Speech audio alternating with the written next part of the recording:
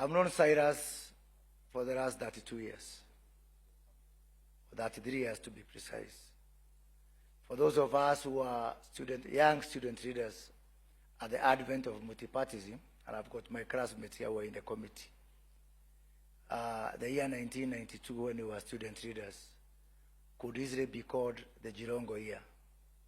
As student leaders, especially radical ones who are opposed to the then government of Daniel Arap Moi, we used to, gossip about each other. This one is pretending to be upright, but he was seen with Jirongo, and you knew what that meant that time. John Nyongesa, kwa mchezo makoha, you know what I mean. But our entry into politics that particular time was shaped by this man who was very much determined.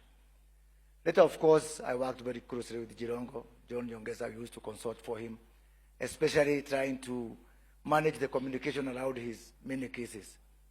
And much later, I had, unbeknown to many, a brief stint with the One Kenya Alliance with my sister mother here, and Cyrus, was very much determined before we took different paths and went different ways. We all remember Jirongo for his fortitude, his determination, and most importantly for me, for thinking big. Jirongo was a big thinker. He refused to lower the bar all the time, even when, life became, complicated and difficult. As Khaniri has said, I used to say about Jirongo didn't want a jam ya pesa. Pesa moja lazima imalizike, ndio ingine ikuje. He was a very good spender on that basis. I want to just finish by saying 3 things. One, I want to support George Khaniri, Senator. We need to have thorough investigation on everything that is questionable. It does not presume guilt on anyone to have thorough investigation.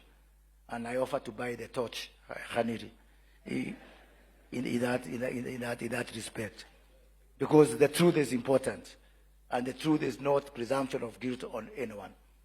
The second thing is, for those of us, especially, let us be each other's brothers' keeper and sisters' keeper.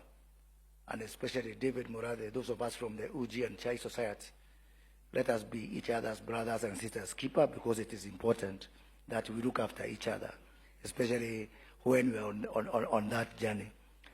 And finally, to the Murembe Nation, if there was one man who loved his community, it was Cyrus Jirongo.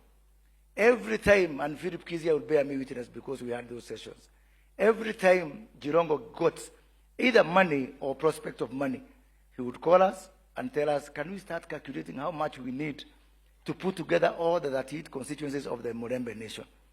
And I've got a message for you and a story about one Cinderella. Cinderella spent all her time being told by her sisters that she's not beautiful. The day she discovered her beauty, life was never the same again. May God rest the soul of Cyrus in eternal peace. Thank you.